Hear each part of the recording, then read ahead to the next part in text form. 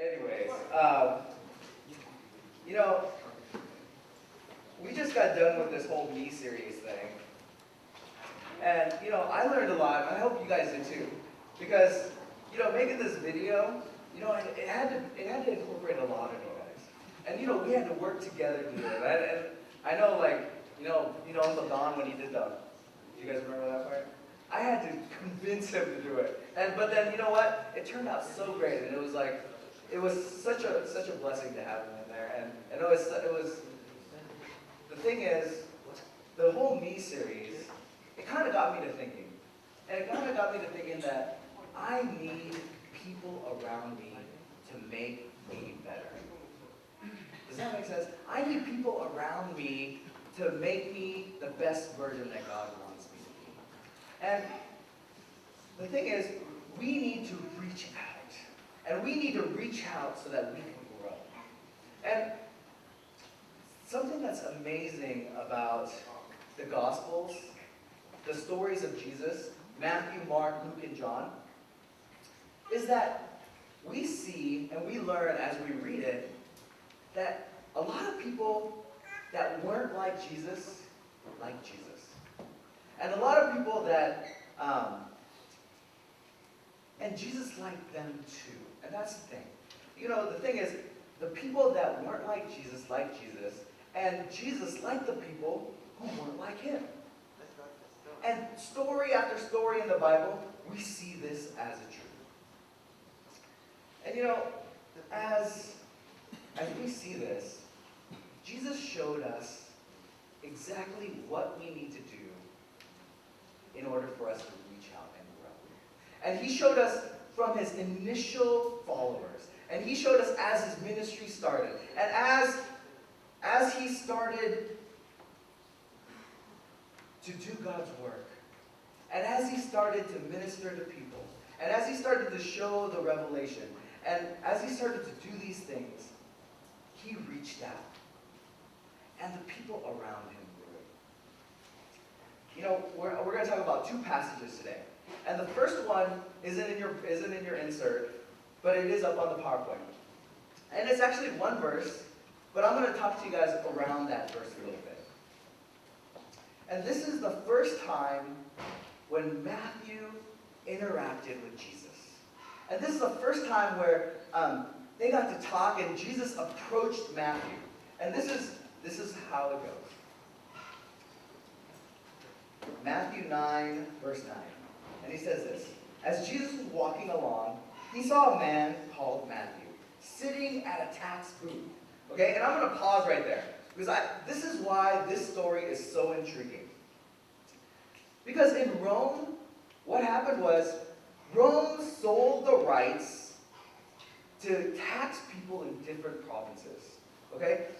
And these are the provinces that Roman Empire conquered. So, if you were a Roman citizen, you could actually go to Rome and be like, I'd like to buy the rights to tax these provinces that you guys conquered. So then what happens is that, they put out the money and they say, Rome says, okay, go ahead, collect the taxes for it. So this Roman citizen goes out, and what he does is he goes to that region, he finds locals to help him. Okay? He finds these locals to help him. So what happens is, he goes there, he goes to these provinces, and he pretty much sets up this multi-tier marketing pyramid scheme. Okay? So that what happens is he goes, and there's these taxes that is owed to the Roman Empire, but then these people the Roman citizens who bought the privilege, who bought the opportunity to tax, can put a surcharge on it. And it could be anything that they wanted. It could be as much money as they wanted to surcharge these people. Okay, and there was so many taxes. There were so many taxes. They taxed everything and anything you could think of, from food to water to anything. So, as this Roman citizen went out, he had to hire these locals to do the tax collecting, because he couldn't do it all by himself. So, Matthew was one of these local people that were hired. Okay? He was a Jewish man in Jerusalem that was hired by a tax collector to collect taxes for him. So consequently, if you were a Jewish man, and if you're a Jewish person who went to work for a Roman tax collector, you were kind of the despised of all despised people in that region. Okay? You were bad. Okay? This is bad, okay? So you were thought of as a traitor. You were a constant reminder to the people of Jerusalem and Israel that they couldn't control their own destiny. Okay? You were an outcast of the synagogues. You were found ceremonially unclean. And that's big. That's a big deal. In fact, if you were a hired tax collector, you kind of had your own category. Okay? You kind of had your own little category. And the thing is, as we go to see in this story, they referred to people, bottom of the barrel, scum of the earth, And what they did, they called those people sinners and tax collectors. But as tax collectors, they weren't lumped in with the sinners. See, this is how bad they were. This is how bad they were considered. They weren't lumped in with the sinners because you could have been a prostitute. You could have been beating your kids. You could have been doing the sin of all sins, and you were a sinner. Okay? If you were a tax collector, you were a tax collector. I mean, you had your own little category. Okay? Here was sinners, and then here was tax collectors. So Matthew was one of these Jewish tax collectors. And he was bad. And he knew he was bad. His family knew he was bad. Everyone who he came across knew he was bad. So then in this verse, Jesus walks up to him. Jesus walks up to this tax booth. And then he says this.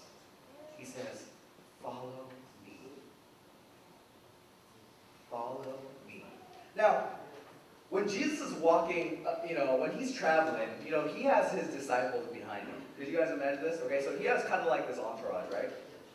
So here's the people behind him, and they see Jesus kind of walking up to this tax booth, and they don't know that he's actually going to stop there. They just know that he's going in that direction. So then, could you imagine everyone? Because these are Jewish men following Jesus that hate tax collectors, okay? That despise them. So then they see this tax collector and they're probably murmuring to each other. And Jesus can probably hear this. And they're probably murmuring, "Oh man, here's another one of these tax collectors, man."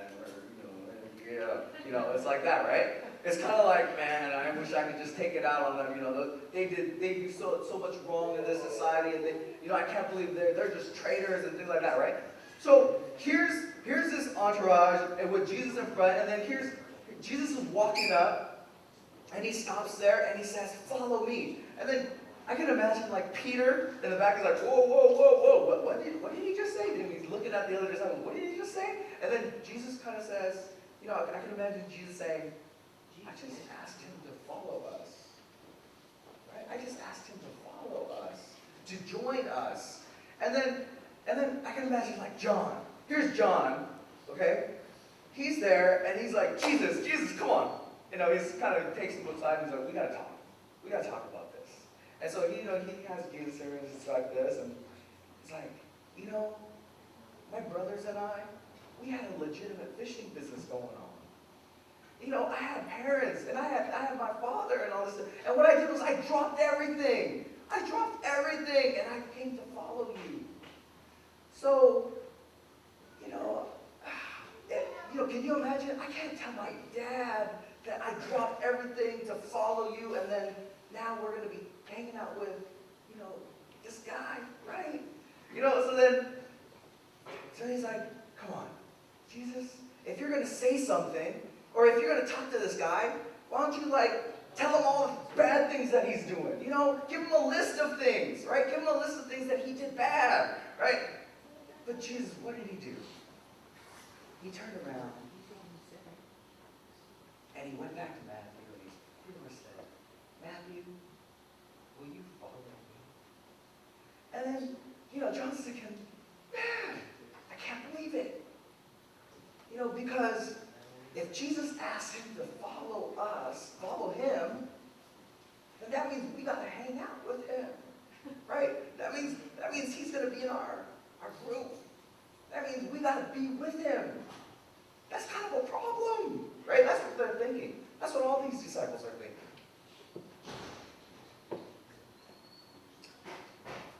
Jesus turned to Matthew and he said, follow me. And it all starts there.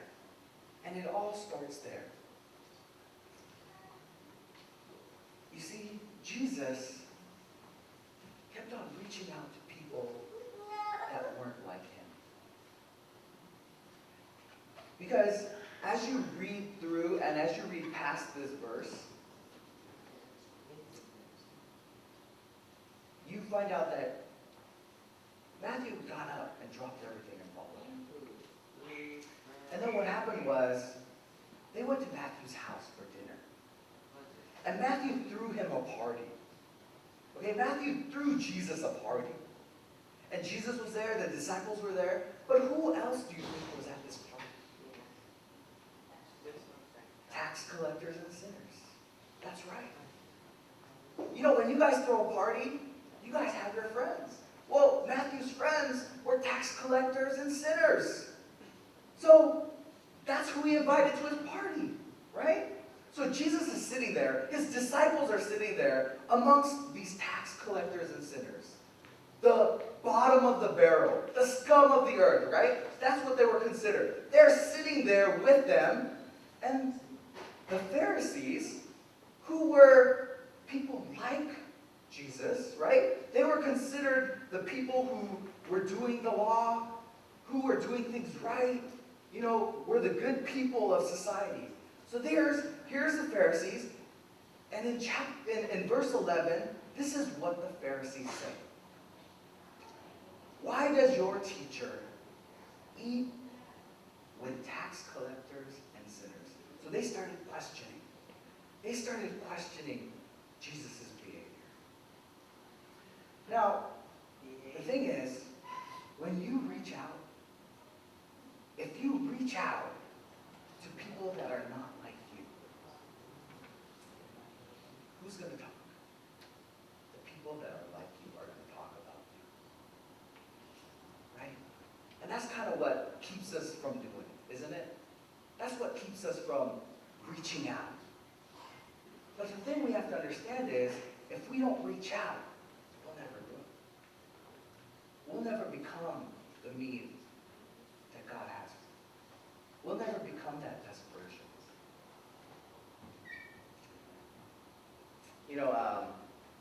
Our youth group meets on Fridays, and we do these character study Bible studies. And we started learning about courage, stepping out in faith, being sincere. And I started challenging the youth kids to maybe go and talk to the people